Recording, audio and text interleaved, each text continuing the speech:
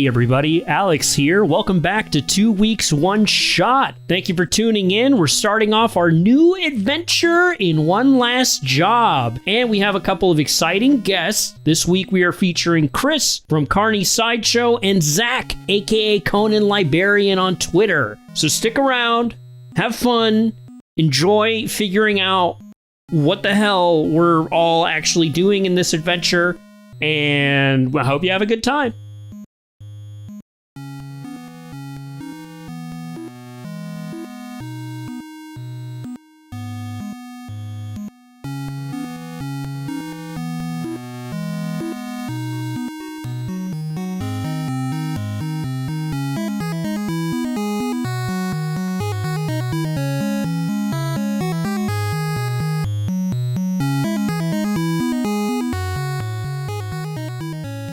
Guys, as we're getting ready for things tonight, I feel like I'm just wondering for this adventure in particular, because it could go sort of lots of different ways. I don't really have it all planned out just yet. We're gonna sort of wing it tonight, guys. It'll be fine. But I was wondering, for you guys, who do you think makes like the best villains? Like, who's someone that we love to hate and that always makes a good villain? I mean, if this is the 30s, any sort of fascist or Nazi, anyone with a uniform is always pretty good. Someone with real clean edges on a uniform. Yeah. Anyone with a uniform. Yeah. I would say small built, beautiful blonde men. I think they make incredibly bad people. Just inherently. Not even narratively, just in general. Yeah, just by the vibe. Yeah, in the game is what he meant. In the game is the question. You can't trust him. I mean, we can talk about in general. I like the idea that in the 1930s specifically, anyone in any uniform is fair game. Like, that's just straight ahead. I think that's fair too. I mean, like, train officials. Yeah. Cops, Nazis, janitorial staff, they're all villains. Parking attendants. Yeah. The janitorial, yeah, for sure. Them, especially them, for sure. If you're a janitor in the 30s, you have to have like terrible polio or something like that, I just assume. So I took this question as a specific person who makes the best villain, and look, we all know the answer. It's Ricardo Montalban. Oh. Ricardo Montalban. Khan. Clearly. Oh, God, love to hate him. Clearly. Oh my God. You're right. He's got the chest of a villain. Also, the grandfather in Spy Kids. I was gonna say right. he was the grandfather in Spy Kids. Let's not forget about that role. A great Latino actor. Also a fantastic villain. Secretly the main villain the whole time. Whoa, spoilers for Spy Kids. What? Spy Kids 3D. I've never seen that movie. That's not even what happened. Oh, okay. No, that's not an actual. Wow, fake spoilers for Spy Kids. What the fuck? God. I hope we get mail for that. I really hope that's the mail we get. Yeah. Spy Kids fans. People upset with us about fake spoiling Spy Kids 3D. Look, send all your Spy Kids 3D focused hate mail to us at twoscastmail@gmail.com. There you go. We'll forward it to Brian. He's got this. He's got this. Yeah, He'll cover this. I'll take a look. But seriously, Ricardo Montalban, was that chest? I mean, I'm sure we're all incredible Star Trek fans. I'm just making the assumption. I can see it in your faces. Were his breasts fake?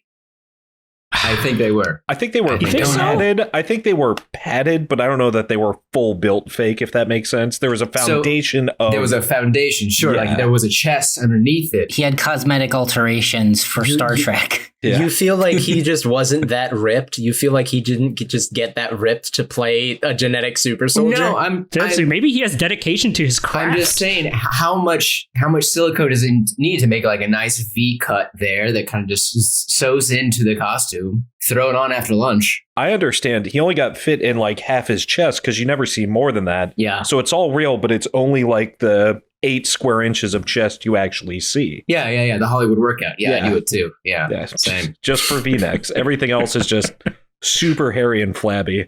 Yeah. Well, in the off season, I get it totally. Hello, everyone, and welcome to 2 Weeks, One Shot, a tabletop RPG variety podcast where we play a one-shot campaign every 2 weeks from different tabletop RPG systems.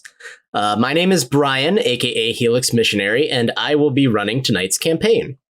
Joining us at the table are my fellow field researchers, occult scholars, sacrifices to be, and friends. Go ahead and introduce yourselves, guys. Oh, hi. My name is Harold, and yes, they are completely real, and they're beautiful. And I'm looking at Alex as they say that. Yeah, that explains the eye contact. Hi, I'm Alex. Yeah, to answer your question, Harold is completely real and beautiful. And I'm real. looking at John while I say that. This is the format now? Yeah. Okay. Compliment Harold. You know you need to. I am John, and I think Benedict Cumberbatch was a weird choice to play Khan, a Native American character who was originally played by a Hispanic man. Yeah, so strange. He just didn't have the big chest, and that ruins the character for He me. really does. Like, that's the number one thing. Focus of evil is that chest. Number one, has a big chest. Number two, makes people yell his name. Yeah. You also have to be able to do like a really, really short monologue over a long period of time. Yes. Like you got to stretch those lines, man. Mm. We also have a couple of very special guests with us tonight. You guys should introduce yourselves too. All right. I'm Chris from Carney Sideshow and am all unnatural, and I'm proud of it. And also, for me, it was the long hair. I mean, the original Khan is iconic because of his hair. Yeah. He's got such volume to it as it's like swept back, right? I'm not a Star Trek fan. Right. Everybody knows the future is going to be 80s, so Yeah. Mullets everywhere. Was he also blonde? Was he like a Native American? No, it was like white. It was like white hair, White. right? Dirty blonde Something. with some streaks, I think. It was, I think it was mainly black in the show, and then in the movie, it was white. I didn't know he was in the show. Tasteful. oh. It's the Wrath of Khan. He was mad at Kirk for a reason. Welcome to our Wrath of Concast. Going completely off of memory, I didn't realize this was required viewing for this episode. This is an education. Hi, I am Zach, aka Conan Librarian. I am all CGI composite, voice, video, chest, all of it. I'm actually just an amalgam of all their past guests thrown together. So if I sound a little weird sometimes, it's because Alex has done terrible editing. And if I were to pick number one Star Trek villain, it would still be the inappropriate pick of the original Khan. Hands down is still the best Star Trek villain. Which was totally the actual question that was asked. Was it? So who do we like more as Khan? I liked Benedict Cumberbatch, but that's, I guess, another podcast. Well, That's because you just like Benedict Cumberbatch. I like a lot of people, but I like do. His name's so fun to say. Engelbert Humperdinck still isn't Yeah. going to fit into everything I like. That's because you're not trying hard enough. I'm not trying hard enough. It's because that's a fictional character from The Princess Bride. Ooh. Engelbert Humperdinck is an actual singer. Is he? Yeah, no, Engelbert Humperdinck is a musician. Yeah. Prince Humperdinck is in The Princess Bride. Yeah, I was today years old when I found out that No, wasn't. that's the same person. Yeah. For those joining us who are new to tabletop RPGs, a one-shot campaign is an adventure you play with a group of quote-unquote friends that begins and ends all in one sitting. Tonight's campaign will be played in One Last Job, a game that's actually designed and intended to be played in a one-shot format. It was bound to happen at some point we'd get around to one of these, but hey, we finally did it. Players build one another's characters as the game progresses, trading insults as they build the legend of these has-been greats in a variety of settings. Our setting for tonight's game is a fantastic adventure take on the golden age of pulp fiction in the mid-1930s. In a world on the brink of crisis, not everything is as it seems, and strange things lurk in the shadows. Aeroplanes and zeppelins dot the skies while adventurers plumb the depths of mysterious jungles and ruins, thwarting mysterious cults in search of ancient artifacts. Except this time around, the adventurers might just get the thwarting, because that's right, we're letting Cthulhu take the wheel and playing a bunch of washed-up cultists. Have fun, everybody. Everyone, throw on your hats and helmets, crack your bullwhips, and pray to the Elder Gods. Let's get ready, steady, roll.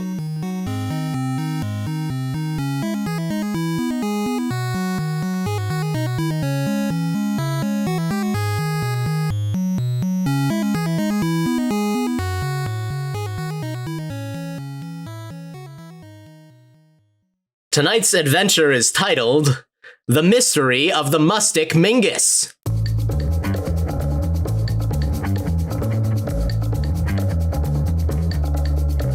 July 1937. The world stands in the grip of economic recession and, perhaps, on the brink of war. Disaster after disaster, calamity after calamity seems to strike. Fascist nationalism still seems to be on the rise. Just months ago, the Hindenburg burst into flames over New Jersey. Amelia Earhart seems to have disappeared during her flight around the globe. Spam was just released onto the market. It's an era of excitement and despair. Of course, none of that really matters for me or for you either, for that matter. If you know me, you can probably guess why, and if you know my voice, you know me. Joseph G. Atterbury's the name, Joe to my friends and Mr. Atterbury to strangers and Mother Superior in my grade school days. I can take the former and leave the latter, but more than anything, I prefer the ones who know me as High Priest of the Scrumulus, because when I'm not reporting the news, that's what I am. There may not be a great deal of money in running a cult, but there's personality to it, I tell you. And there are only so many jobs where you can find that in the modern day. Now, you folks have probably never heard of the Scrumulus, and that's partly because that's how we like it. But it's a sin to tell a lie, so I'll lay it out clean for you. The cult's about flat broke. We're on our last legs, and they've got weak ankles. So unless we start making tracks toward a turnaround, I'm afraid the whole business is going belly up faster than the fish my nephew bought last month. But don't you worry, ladies and gents. Old Father Joe has a plan. You see, the Shubites and the Carcosans and those fishy fellows up at Innsmouth may have a lot of tricks up their sleeves, but I've happened to get my hands on the whereabouts of a relic so powerful and holy, it'll knock them all sillier than an Antarctic holiday. That's right, old sport, you guessed it. I know the approximate location of the one, the only, Mustic Mingus. Now I know that name speaks for itself, and I don't need to tell you twice how important it is that we get our hands on the thing, so I won't. Of course, it's never as simple as going out and grabbing it. I know where it is. What I don't know is how many other people have their eyes on it, or what all we'll have to do to make it our own. For one thing, I know it's in a forgotten temple smack dab in the middle of the Amazon, but there could be all manner of booby traps and mystic guardians protecting the Mingus. There's only one man I know who I'd trust to find it, the adventurer extraordinaire from 15 years back, the one who goes by Florida Woods. If anyone can navigate the jungle and plumb the temple depths, it's him.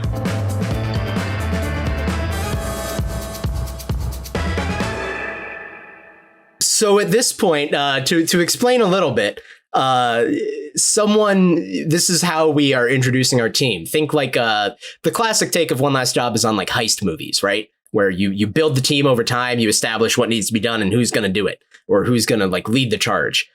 So in this case, we've established that we need Florida Woods, the former greatest adventurer in the world, to navigate the jungle and plumb the temple depths. And that means that someone among our players is now going to take up the mantle of playing Florida Woods. All right. Yeah, I guess I'll volunteer to be Florida Woods.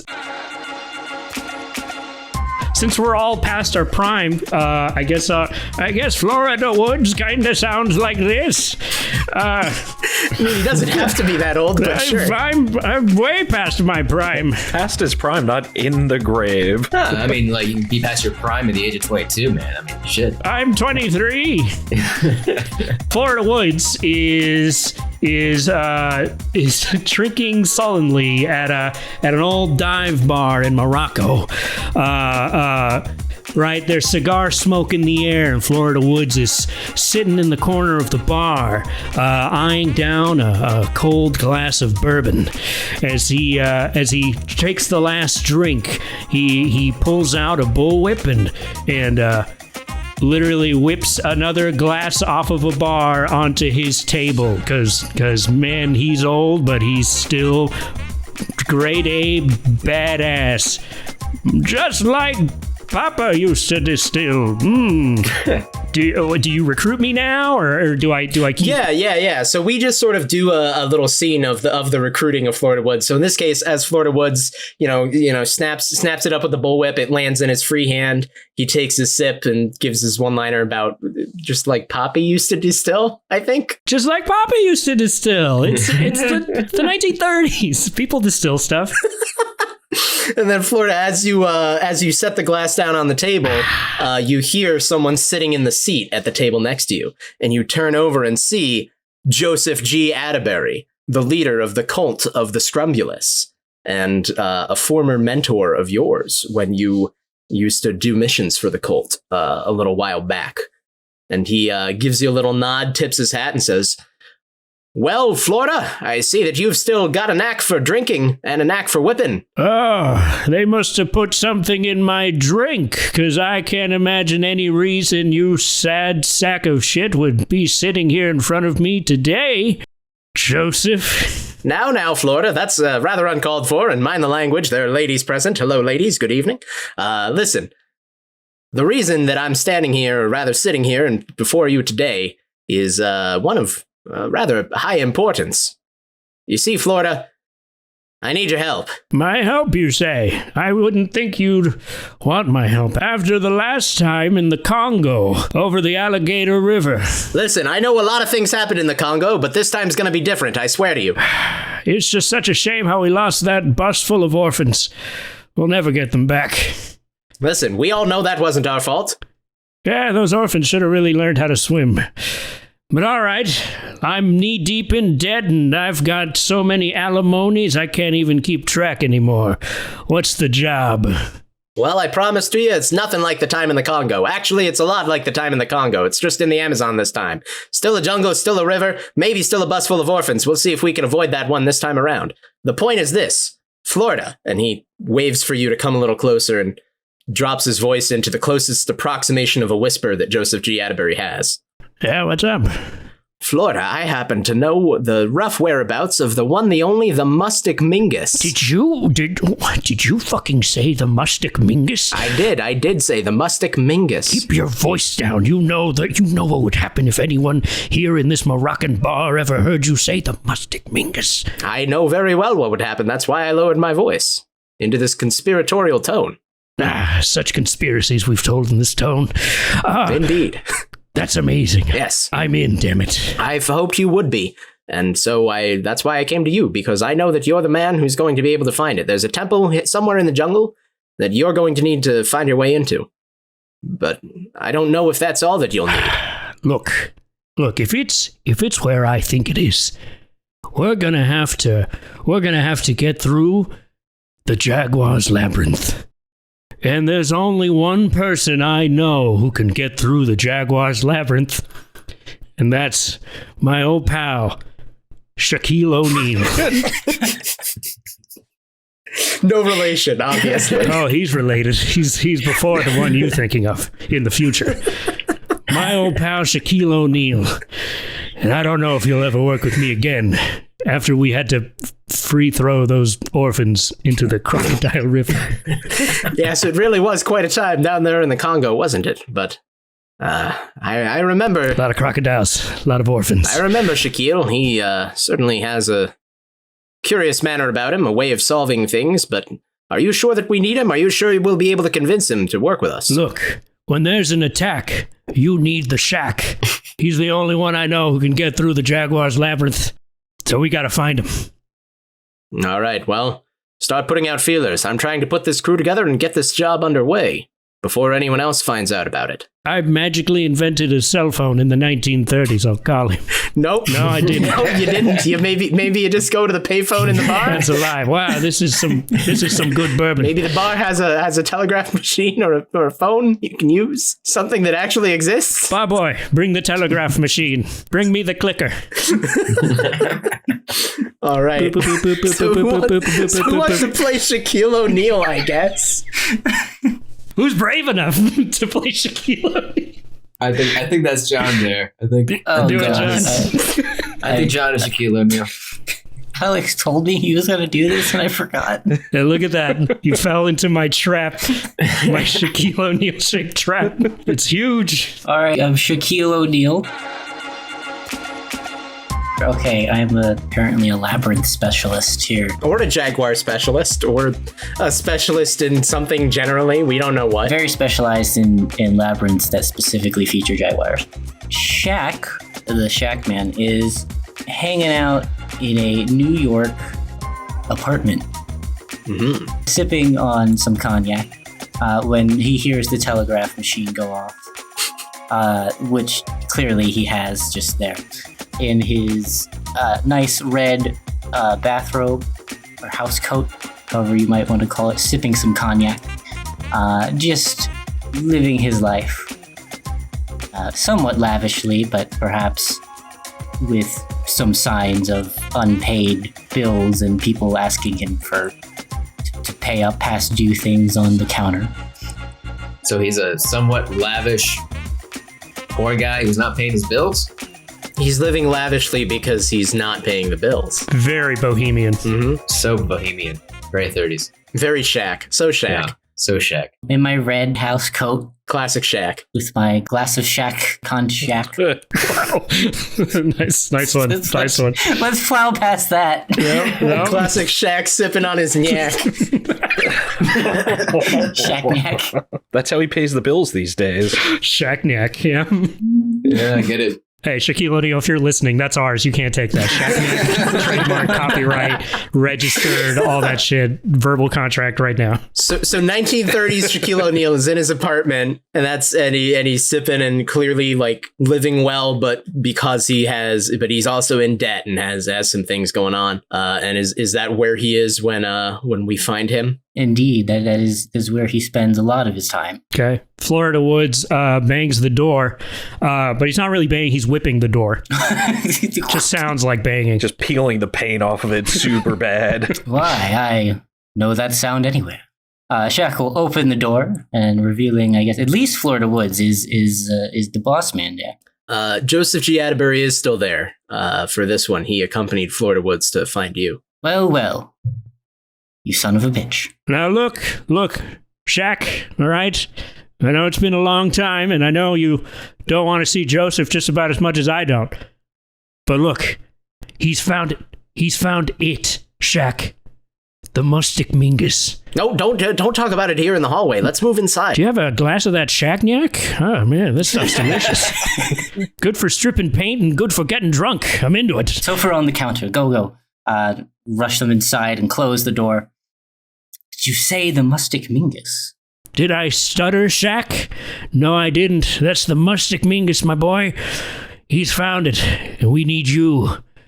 We need you to get past this scenario that I set up for you in a labyrinth with a jaguar, or shaped in the shape of a jaguar, or filled with jaguars, Or multiple jaguars, yeah. It's something. Or it could just be a metaphorical name. Nothing about it has really been established yet, other than the name, and that you're the man to deal with it. That's right, Joseph. Thank you. Well, I know in the past I've been the man for jaguars, so I suppose you do need me now. And if it's a chance at the Mingus, then I don't think I can miss it. And not to be pushy, but I did notice the eviction notice on your door, so sounds like you might need this job as bad as we need you, Shaq. Oh, I have another place lined up, but He's lying, I can tell you. still, the excitement is really what I'm after. Then let's do it. You son of a bitch, you're in. You know, I've heard of this before, and I must say, there is one more thing that I think you've not taken account of, and that is the piranha koi ponds. Oh, snap. There's only one person I know, a very renowned fisherman, Greebly McSnakey.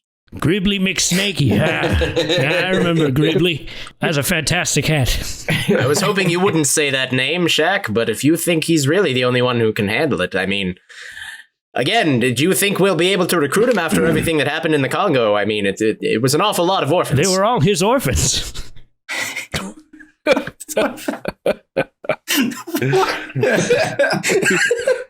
I brought the bus. They were his orphans, all right?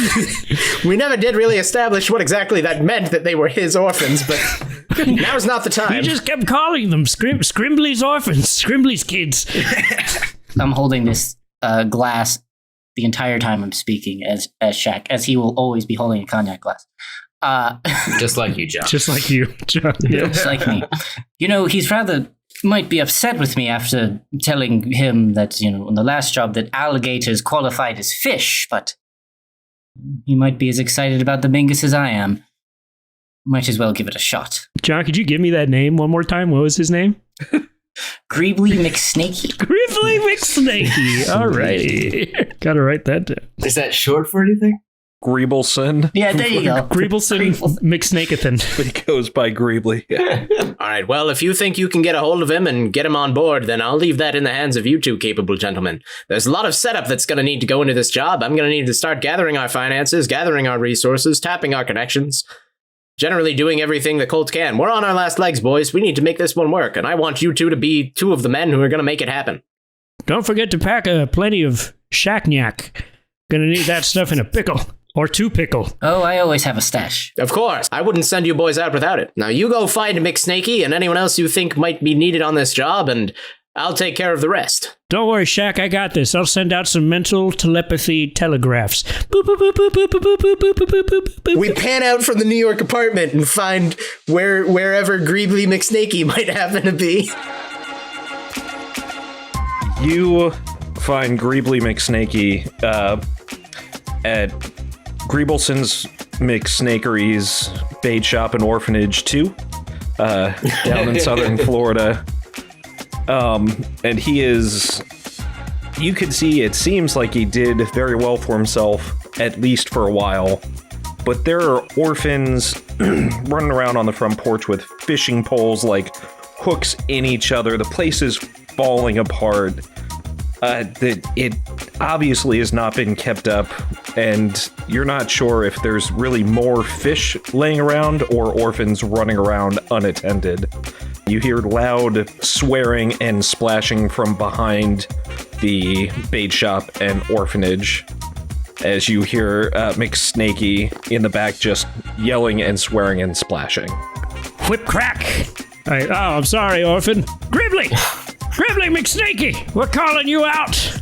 I mean, just, to just talk. We're not like, dueling. Calling you out in a friendly way, Gribbly McSnakey! A fish hook with a large fly on it, which I think is a fishing thing. Yeah. Flies through the back of the house, through the open, busted screen door, and knocks into your chest, catching your shirt. And he emerges from the shadows, reeling himself to you. Gribbly, you old salt dog. You son of a... You still got it with that hook, huh? Not even a scratch on my shirt. I don't want to hear it from you, O'Neill. I bet you'd call dolphin fish too, wouldn't you? I can't work with this son of a bitch. Well, I mean, they do have... They have fins, right? They have How about fish. I carve your fins? Listen, I got a lot of orphans and a lot of fishing to take care of here. So unless you got a reason... Gribbs, top-notch 1930s orphanage you're running here, by the way. You don't get to call me Gribbs anymore. You lost that right. Though there's one thing, Greebly, I know is not a fish. And that is... the Mingus. Don't say it out here. The orphans will hear you. You know how much orphans want the Mingus? He turns around to the nearest orphan and just backhands them unconscious just to make sure. He looks around for any more that may have heard it. Get in the house. Top-notch orphanage, Gribbs. Top-notch. Who's gonna complain? They're orphans. It's easy. Listen, come on. So he takes you into the house where he yells loudly and the orphans clear out, and he grabs his fish whiskey from his fridge and sets it down for you. Fishkey, absolutely. Shaq, Yak, and Fishkey. Shaq produces a cognac bottle and pours his own Shaq Yak. Listen, Greebs, this time we're in the Amazon. There are these rumored piranha koi ponds that we have to contend with, and I figured you're the man for the job. Piranha A. He goes over to one of his he's got bunk bed, bait fridge, bunk bed, bait fridge, bunk bed, and he goes over to one of the bait fridges and he opens it and he's throwing stuff out like a cartoon character before he comes out with a cooler throws out an orphan. Carnivorous fish. The orphan's fine. He just likes, being cold when he sleeps. But it says carnivorous fish bait on it. And he says, all right. He sets it down on the table.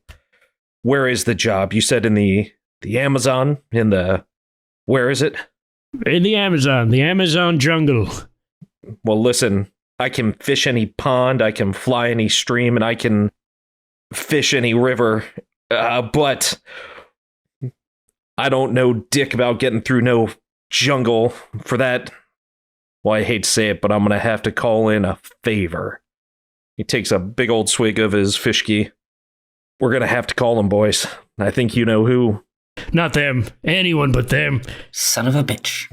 Yeah, we're going to have to call Mr. McSmartyPants, the smartest Amazonian botanist I've ever had the displeasure of working with. Ugh, not McSmartyPants. I hate that guy. That fucking Smarty Pants. More like McFarty Pants, am I right? He takes his name entirely too seriously. You would think he'd have a sense of humor by now. You know he's a junior. He dealt with it from his dad, too, but it's not. Junior, really? I don't know how we're going to get past the giant Venus flytraps. From what I hear, are absolutely perilous in this jungle. They're everywhere. They creep, they crawl, and they'll eat a Jeep whole if you're not careful. We need someone who can spot them, put them to sleep, wrangle them, whatever it is that professional botanists do to man-eating plants. That's some goddamn Jumanji shit. Holy crap.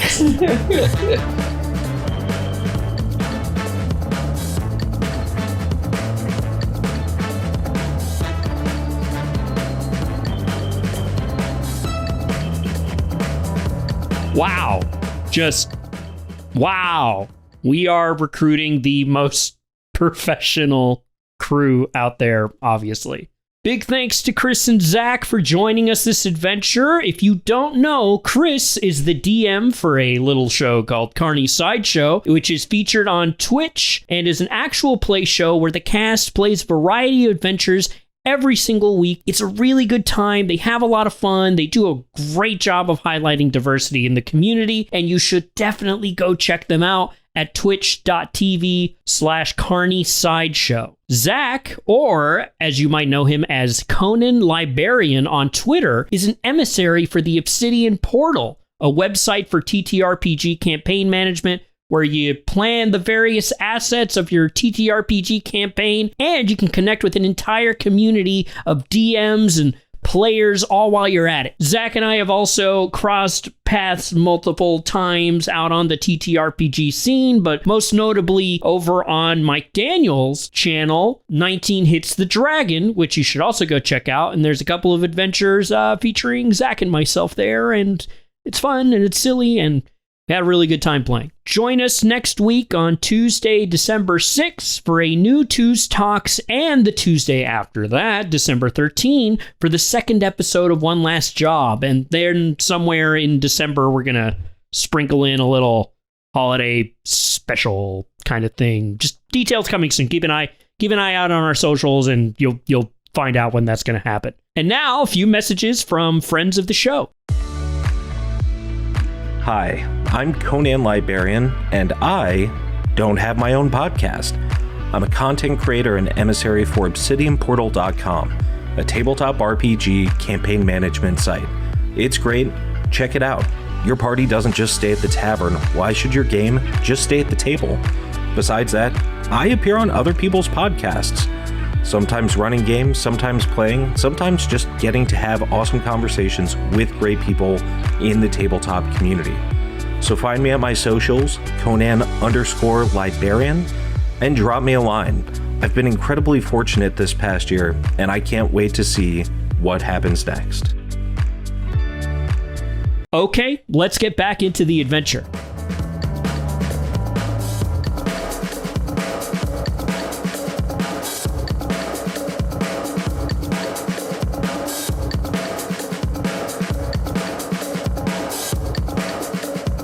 If you're McSnakey and he's McSmartyPants, any relation there, or is that just a happy coincidence? It seems to be a theme in our general circle. I noticed too. But listen, it's going to be tough to... I don't know if he'll take my calls or even see me after I accidentally claimed one of his kids as an orphan and then sold him off to someone else. And that got pretty messy.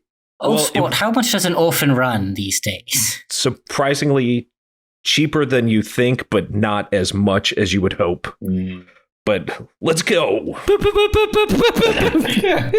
We traveled by telegram now. All right. I feel like this name calls to me. Sure. Mr. McSmartyPants. Hold on, I gotta. What's a good voice for this guy? Get in the zone. Yo, so I was looking. Yeah, hey, Mr. McSmarty Pants here. I love it. Okay, Perfect. I love my plants. What can I say? I'm where am I? Probably in my greenhouse in Montana. Yeah. That's definitely a Montanan accent. If I've ever heard one. Well, I moved here. You call it the classic Montana accent. It's the Montana twang. Didn't find a lot of plants in New York or wherever. General East Coast, somewhere ambiguous. All right, whip crack at the door. All right. Yeah, I'll Don't do that to the flowers. I guess walk up to the greenhouse and just start yelling, "Hey, Smarty Pants! I know you're in your plastic house of weeds. We need to talk." Who are you calling weeds? That better not be Gribbly. I remember what you did to my orphan. Listen, I get it, and the check is still ya? in the mail, but this isn't about the kid/orphan. It's about something else. It's about the Mustic Mingus. The Mustic. Must be really important. It's real important. Sorry, I'm real waterlogged. He's pausing for dramatic effect. Hold on, McSmarty Pants. Yeah, those telegraphs are not easy to travel by. I've still got road rash. It's the Mustic Mingus, and we got a lead. Pants, we got a lead. Yo, don't say that around the plants. They have ears everywhere. We better get outside, inside. Shit, they're everywhere. Nowhere safe. Hold on. It's a good thing I have this bunker underground. Let's go. Like all botanists. Like all Montanans. Yeah. I'm a prepper.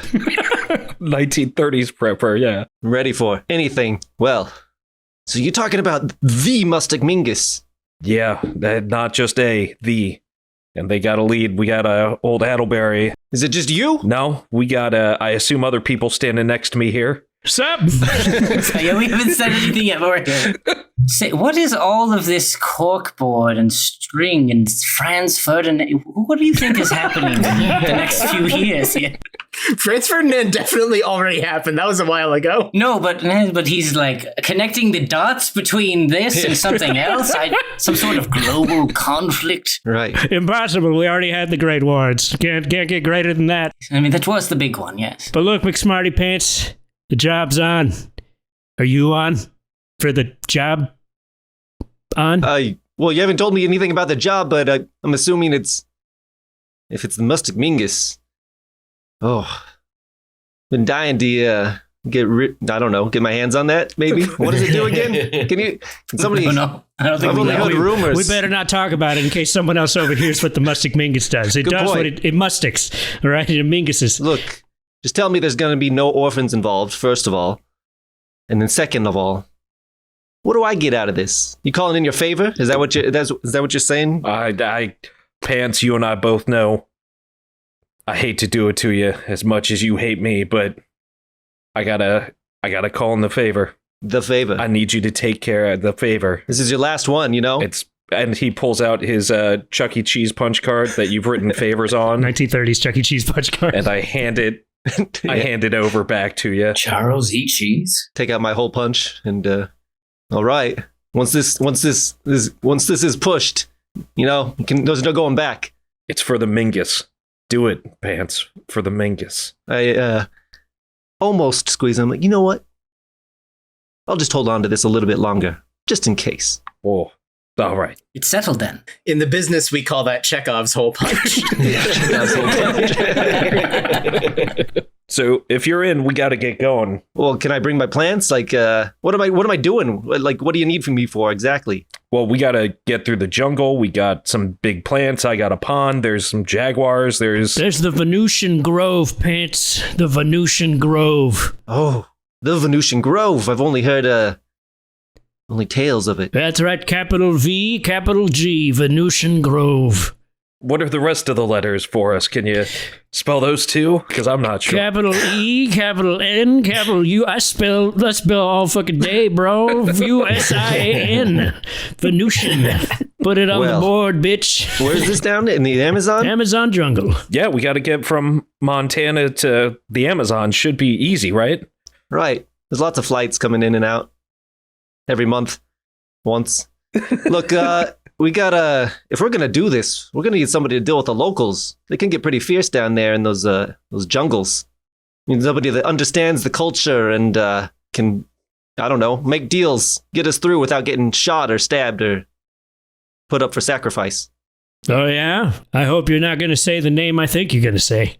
Oh, I'm gonna say the name. Yeah, that's the one. Oh, shit. Let me think of one. Ronnie the Recluse. Yeah. Ronnie the Recluse. Ronnie the Recluse. Mick, is that McRonnie the McRecluse. McDonald. Ronnie McDonald. The Recluse. There it is. It's in. I have it on paper now, so it's in my notes. So therefore, it is established. You know, Florida Woods is the only one who doesn't have a prefix in their name. McFlorida. The most social recluse I know. Ronnie McDonald, the recluse or the recluse? The recluse, right? Recluse. Okay. On account of him hanging out in the Amazon forest by himself. Yeah. Yeah. Talking crazy talk about a burger chain. Madman. All right, let's go get him. Let's kick his ass. I mean, recruit his ass. All right, so we leave the bunker in Montana. Where do we find our final key player here? Ronnie McDonald, the Recluse. You would find Ronnie McDonald on his farm, of course. Just south of Omaha. I think that's a place. That's a place, right? That's not made up. Okay, Omaha. I want to say Nebraska. Yeah, we didn't go very far from Montana, but that's fine. It's right across the lane. Where else would a recluse be? Right. It's the 30s. There's only like 20 people out there right now. I think in the 30s. Yeah. I think there still is, right? Yeah. Sick Montana burn.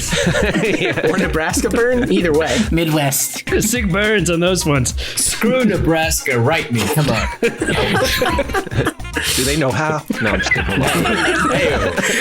Apparently, I need to apologize to our listeners from Nebraska. Yeah, you can find Chris three of at... you? Hot Nebraska content. I love this. All right, cool. All right, so Ronnie McDonald has a farm in Omaha, just south of Omaha. Where he raises sheep. I want to say, What do they say? ba. They also say, Where do they usually say it?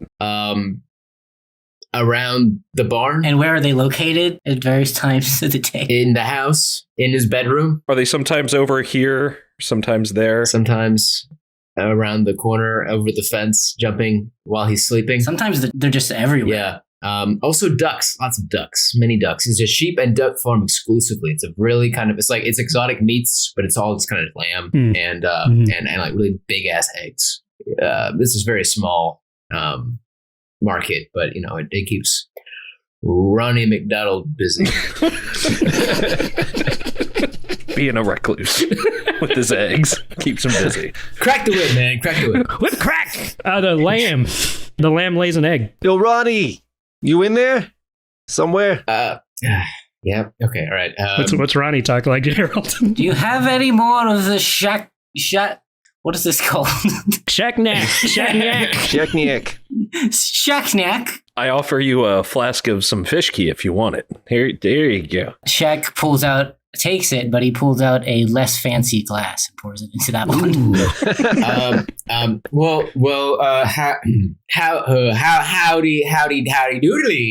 Howdy doodly, old there, all my old friends. What the hell you doing out here on my nice here priest farm now? You know I don't like you being around here and saying hello now. We came to Ned Flanders' house. We gotta go back around. I told you this guy's a natural. He fits right in with the local culture. That's right. I'm a real people person, but I also hate people, so don't make me go around people if I don't want to be. Well, bad news, Ronnie. Oh no. That's the only news you ever come and give me. Yep. I'm turning into that little pig person. Yep. Yes, sir. Pants, you got to talk some sense into him. Well, look, Ronnie, we need you. We gotta right up your alley, I think. You need me up my alley. Boy, I haven't heard these things out of your mouth in a long time, Mr. Smarty Pants. I know, I'm sorry. I'm sorry about the past. Look, listen, I regret everything. But also, we got a chance to get the Mustic Mingus. And wouldn't you know it? It's in the Amazon. Googly mooks, haddly doodly, the musket mingus. Well, yep. If you're here on my farm, then that means you're here to socialize, and I don't do that no more, or you're gonna need me, and I don't do that no more either. So you better have a good gosh darn reason for bothering me here in my sheep farm, and don't tell me it's because of the damn cult. And I know you said something about the Mingus already, and I just don't believe you. Well, if you don't believe me, you can listen to these guys. Don't talk about the Mingus in front of the sheep. Oh, jeez. Sorry. Right, I'm sorry. These sheep are so sensitive to the talk of the Mingus. I backhand a sheep. Yeah. Thank you, Mick. I want to say McFishy. I can't remember exactly, but McSnakey. I know it's a weird misnomer, but it's McSnakey. McSnakey. It's good to see you here with your ancestral enemy, McSmarty Pants. It's good to see that you've put back and you shelved the old world animosities and the blood feuds. Well, it's for the Mingus. They're all correct. It's for it, and we got to. Even the leaders, they just wrote it down. I've only ever seen it written, so I'm just guessing pronunciation. Well, as long as you guys are all here just to see the Musket Mingus and not the Dingley Dingus, I guess I'm fine with this adventure here. And if you're coming to me, then I guess you got some people you're gonna have to need me to lay down the gift of gab on, and I totally understand that. We can definitely tell you've got the gift of gab. Got it down solid. Yep, that's me. That's absolutely me. So where are we going, boys? Are we going back to Florida? Are we going to New York? Are we going to Montana? Where are we going, boys? We're going to the Amazon jungle. Cut to montage.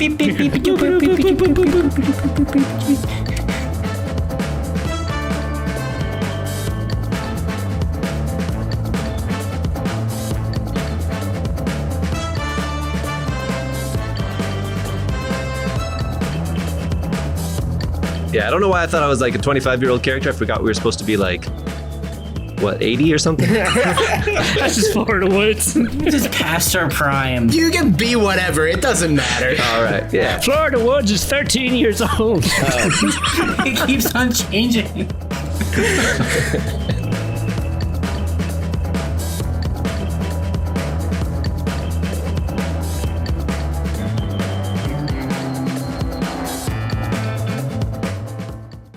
God dang it.